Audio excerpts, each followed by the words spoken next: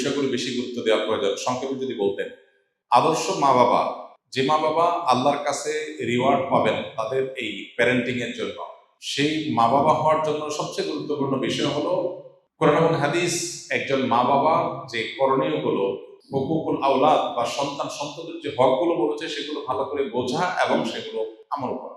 আমাদের দেশে মা বাবার অধিকার নিয়ে অনেক ওয়াজ হয়, আলোচনা হয়, সন্তানের অধিকার নিয়ে খুব বেশি ওয়াজ আলোচনা হয় না। কেন হয় না? এর একটা কারণ হলো যে মানুষ প্রকৃতিগতভাবে সন্তানের প্রতি দয়া মায়া করে।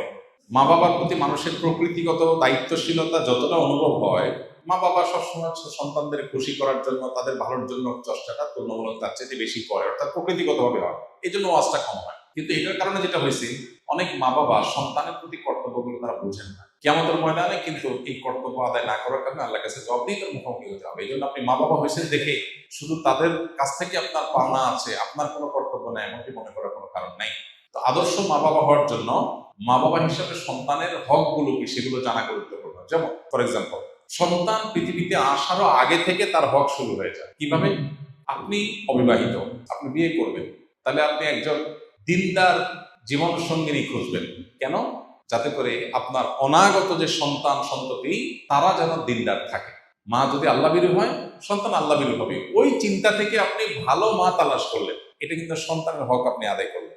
আর আপনি ওইটা মাথায় রাখলেন না, আপনি টাকা পয়সা অন্যান্য বিষয়গুলোকে মাথায় রাখলেন, তাহলে আপনার সন্তান দিনদার আদর্শবান আল্লাহভীরু হওয়ার বিষয়টাকে আপনি খেয়াল করলেন না, তাহলে সন্তানের অধিকার নষ্ট করলেন একরকম। ঠিক একইভাবে স্ত্রী সহবাসের সময় যে দোয়া পড়া হয়, এই দোয়ার মধ্যে কিন্তু অনাগত সন্তান যেন ভালো হয়, নেক হয়, শয়তানের পাকড়াও থেকে রক্ষা পায় যেন দোয়া করা হয়। এটা কিন্তু সন্তানের চিন্তা থেকেই আসে।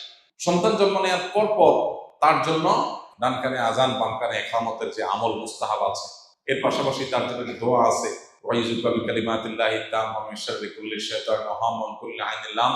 শয়তান থেকে পানা চাওয়া দোয়া, সন্তানের অধিকার, তাকে ভালো রাখার চেষ্টা, সন্তানের একটা সুন্দর অর্থবহ নাম নির্বাচন করা, এটাও তাকে ভালো মানুষ হওয়ার প্রত্যাশা থেকে রাখা।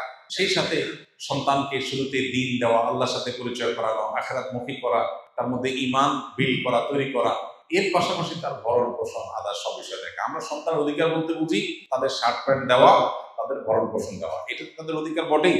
এটার বাইরে আরো অনেক কর্তব্য আছে। এর মধ্যে একটা গুরুত্বপূর্ণ বিষয় হলো সন্তানদের মধ্যে ইনসাফ করা, বৈষম্য না করা। যখন কিছু দিবেন সবাইকে সমান হারে দিবেন। তো সন্তানের প্রতি এই সমস্ত কর্তব্যগুলো যদি আপনি জানেন এবং কর্তব্য সচেতন হন, ইনশাআল্লাহ আপনি আল্লাহর খাতায়, আল্লাহ রসুলের দৃষ্টিতে আপনি আদর্শ বাবা এবং মা হতে পারবেন। আল্লাহ আমাদেরকে তৌফিক দান করুন।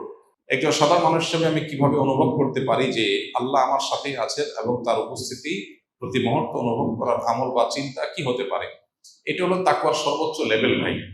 ইহসান বলা হয় যেটাকে, আনতা আবুদাল্লাহ কান্নাকা তারা, আল্লাহকে দেখছেন এই অনুভব নিয়ে ইবাদত করতে পারা, এটা হলো ইসলাম, ঈমান, এরপরে ইহসান, সর্বোচ্চ লেভেলের আপার ক্লাসের মুসলমান হওয়ার মাধ্যমে এটা হতে পারে। এটা কিভাবে হবে? আপনি যত বেশি তাকওয়ার চর্চা করবেন, কোনো গুনাহের সাথে সংশ্লেষ করবেন না, দ্বীনের মধ্যে যত বেশি আসতে পারবেন তত বেশি আপনার মধ্যে ইহসান আসবে, আল্লাহর প্রতি মনোযোগিতা বাড়বে ইনশাআল্লাহ। স্কিলে অবস্থান করার সময় আমরা একটি সুন্দর পরিবেশে ইবাদতের জন্য চাপে থাকলে একসময় ভালো ইবাদতের জন্য মন বসত, কিন্তু এখন আমার ঠিক মতো ইবাদতের জন্য মন বসে না। তাই আমাদের কি সাপ্তাহিক আমলের রুটিন, স্কিলে অবস্থানরত শিক্ষকরা যেভাবে আমল করেন, আমাদের কি এর আওতায় আনা যায় কিনা অনলাইনে, এতে করে আমাদের আমলের প্রতি যত্ন হওয়া যাবে। মাশাআল্লাহ, খুবই দরকারি একটা প্রশ্ন করেছেন আমাদের এলামনাই কোনো একজন ভাই, যিনি আগে স্কিলে প্রশিক্ষণ নিয়েছেন, এখন কর্মজীবনে আছেন, কোথাও চাকরি বাকরি করেন। তার হালত বলেছেন তিনি যে এখানে একটা পরিবেশের মধ্যে থেকে আমল করা সহজ হয়, অন্য জায়গায় গেলে সেটা কর্মজীবনে সেটা হয় না। এটা মানুষের প্রকৃতি। মানুষ যখন অনুকূল পরিবেশে থাকে তখন আমল করতে পারে, প্রতিকূল পরিবেশে গেলে সেই সুযোগটা হয় না। এই জন্য তাকে কয়েকটা কাজ করতে হয়। এর মধ্যে সবচেয়ে বড় কাজ হলো তিনি যেখানে আছেন ওর মধ্যে তার অনুকূল পরিবেশ খুঁজে বের করতে হয়। আপনার অফিসে নিশ্চয়ই কিছু নামাজি মানুষ আছে, নিশ্চয়ই একটা ভালো মানুষ আছে, তাদের সাথে সম্পর্ক গড়ে তুলতে হয়। এমন জায়গায় বাসা নিতে হয় যেখানে ভালো মানুষের সাথে সংস্রব বেশি হবে, এমন জায়গায় নামাজ পড়বেন যেখানে ভালো মানুষ বেশি পাওয়া যাবে। আর যেটা আপনি প্রস্তাব করেছেন সেটা স্কিলের যারা দায়িত্বশীল আছেন তাদেরকে আমি বলবো বিবেচনা করার জন্য, যে আমাদের এলামনাইদেরকে কিভাবে আমলের ট্র্যাকের মধ্যে রাখা যায়। তবে আমরা একটা সুসংবাদ আপনাদেরকে দেই, আমরা ইনশাআল্লাহ অচিরেই একটা অ্যাপ ডেভেলপ করতে যাচ্ছি, যে অ্যাপের মাধ্যমে আমাদের হ্যাবিট গুলো আমরা শেয়ার করতে পারবো।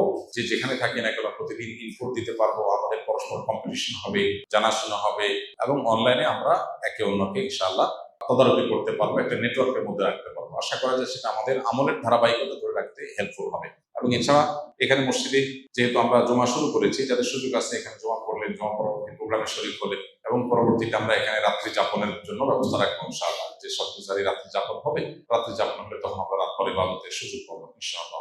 জেনারেল পড়ুয়া ছাত্রদের ক্ষেত্রে ক্যারিয়ার ও দিনের ভারসাম্য কিভাবে বজায় রাখা যায়?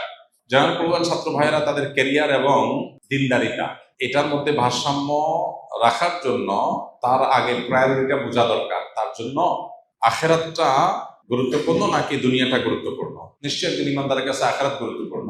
সেক্ষেত্রে পরিপূর্ণভাবে যদি তার ঈমান তিনি রপ্ত করে ফেলতে পারেন, ঈমান যদি তার কাছে স্পষ্ট হয়ে যায়, তাহলে ইনশাআল্লাহ বিদিনিল্লাহ তার জন্য এই ডিসিশন মেক করা সহজ হবে যে আমার ক্যারিয়ার এবং দিন দুইটার একটাকে রাখতে হলে আমি কোনটা রাখবো।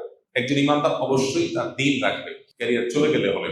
তো এই যে প্রায়োরিটি বোঝা, কোনটাকে আমরা বেশি গুরুত্ব দিব, এটা আমাদের ম্যাক্সিমাম মুসলমানদের মধ্যে দেখা যায় যে এটার ঘাটতি আছে।